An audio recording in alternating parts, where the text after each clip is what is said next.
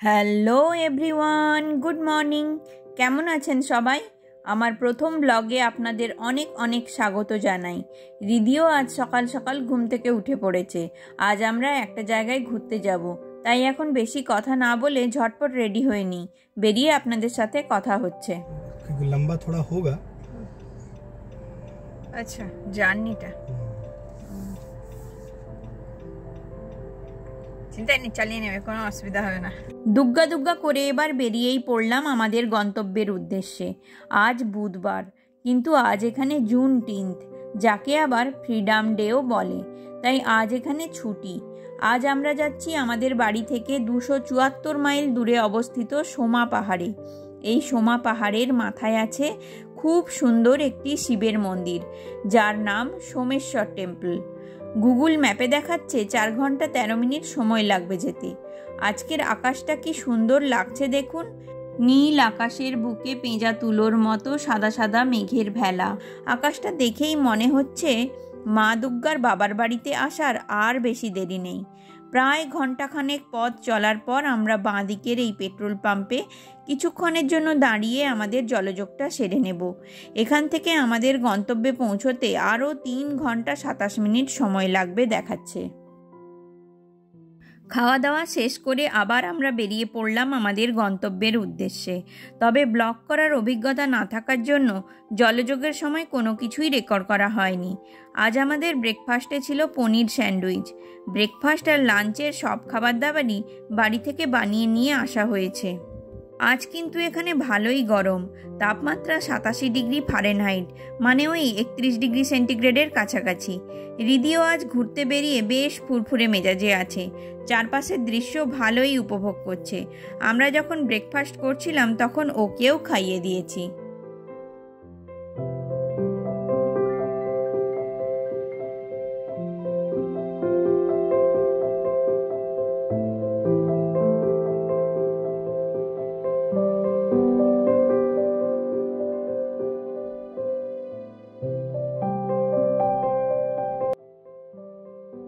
বেশ কিছুটা পথ চলার পর রিদিও তার কার সিটে একটা লম্বা ঘুম দিয়ে নিয়েছে।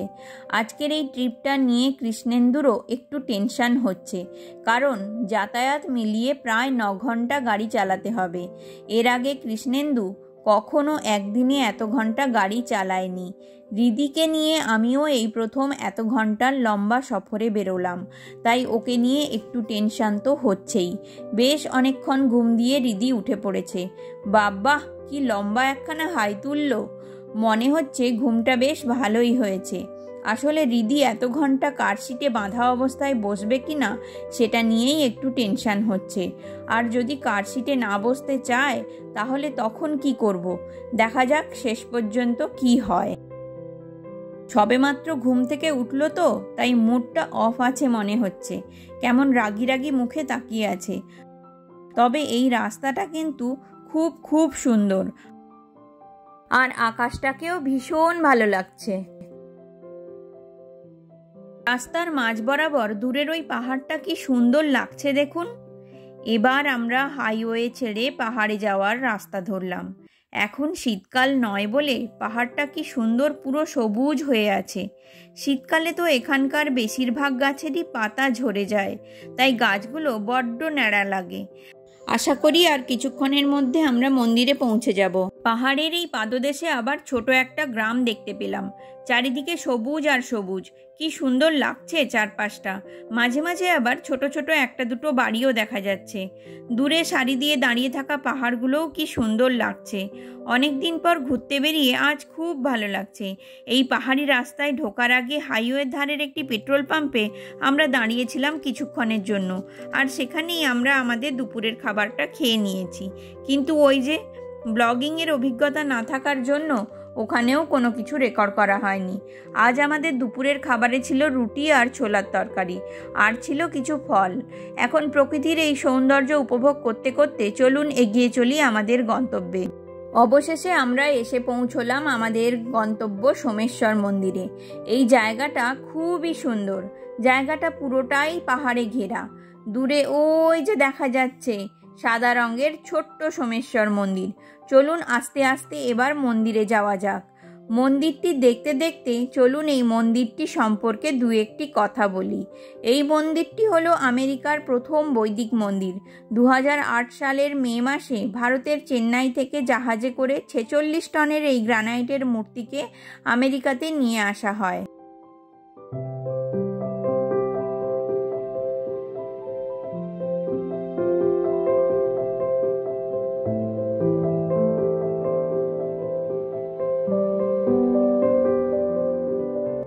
মন্দিরের বাহির থেকে ছবি তোলার অনুমতি থাকলেও মন্দিরের ভেতরে ছবি তোলা ছিল নিষেধ, তাই আর মন্দিরের ভেতরের ছবি শেয়ার করতে পারলাম না।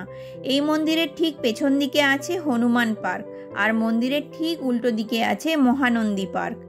আমরা এখন যাচ্ছি মন্দিরের পেছন দিকের হনুমান পার্কে। খড়বড়ে রাস্তা দিয়ে আস্তে আস্তে করে এগিয়ে আমরা পৌঁছে গেলাম হনুমান পার্কে। হনুমান পার্কে আছে হনুমানজির এক বিরাট বড় মূর্তি। এরপর এখান থেকে আমরা যাব উল্টো দিকের মহানন্দী পার্কে। চলুন আস্তে আস্তে এই জায়গাটা ভালো করে ঘুরে দেখি। হনুমান পার্ক থেকে চারপাশটা কি সুন্দর লাগছে। এখানে এই লিলি ফুলগুলোও খুব সুন্দর লাগছে, বেশ কেমন একসঙ্গে ফুটে আছে।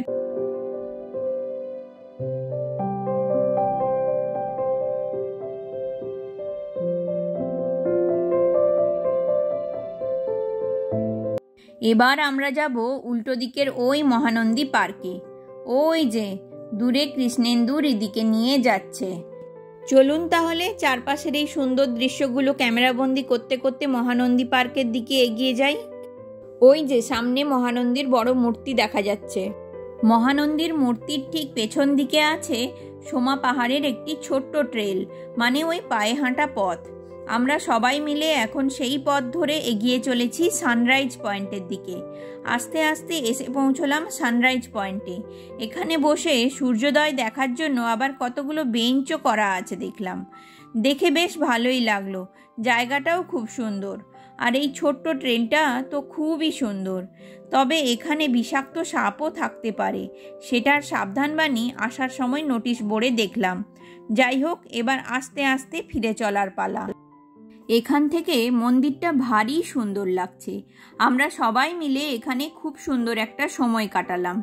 এখন এখান থেকে এই মন্দিরের একটা 360 ডিগ্রি ভিউ নেওয়ার চেষ্টা করছি।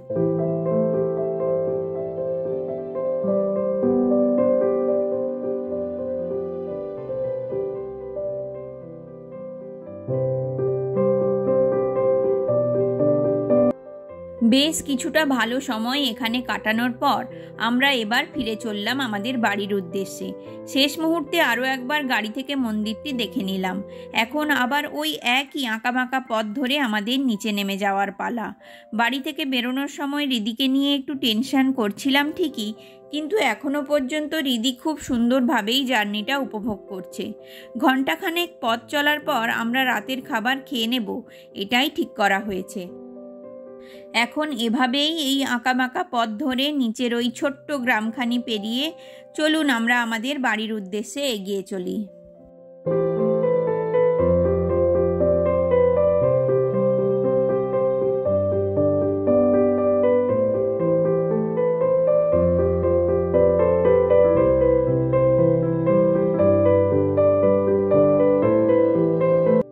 পাশের এই জমিগুলোর চারা গাছ দেখে ভুট্টার গাছ বলেই মনে হচ্ছে। পাহাড়ের পাদদেশের এই ছোট্ট গ্রামটা খুব সুন্দর লাগলো।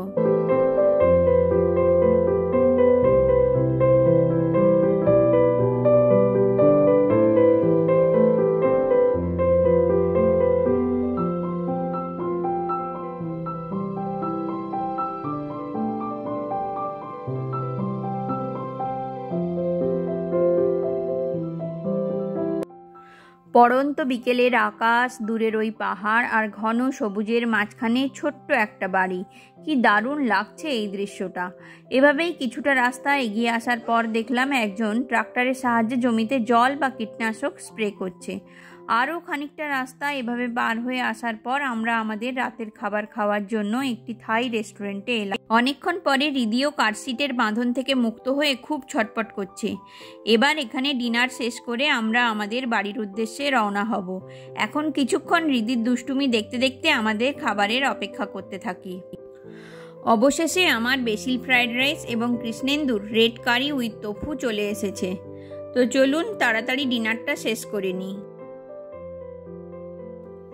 ডিনার শেষ করে এবার আমরা বেরিয়ে পড়লাম আমাদের বাড়ির উদ্দেশ্যে। এখন ঘড়িতে বাজে রাত্রি 9:10। বাইরে এখনও অল্প অল্প আলো আছে, আকাশটাকে পরিষ্কারভাবেই দেখা যাচ্ছে। এইভাবে আরও বেশ কিছুটা রাস্তা আসার পরে হঠাৎ করেই রিদি খুব কান্নাকাটি শুরু করে।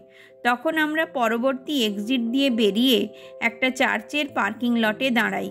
রিদিকে তার কারশিট থেকে বের করে কিছুটা শান্ত করে ঘুম পাড়িয়ে আবার আমরা পথ চলা শুরু করি। বাড়ি পৌঁছতে পৌঁছতে আজ আমাদের রাত্রি 2টো বেজে গেছিল। আজ তাহলে এ পর্যন্তই। ভিডিওটা ভালো লাগলে অবশ্যই লাইক, শেয়ার ও সাবস্ক্রাইব করবেন। আমার প্রথম ব্লগ কেমন লাগলো বা এটা আদৌ কোনো ব্লগ হলো কি না সেটাও আমাকে কমেন্টে জানাবেন। আবার দেখা হবে পরবর্তী কোনো ভিডিওতে।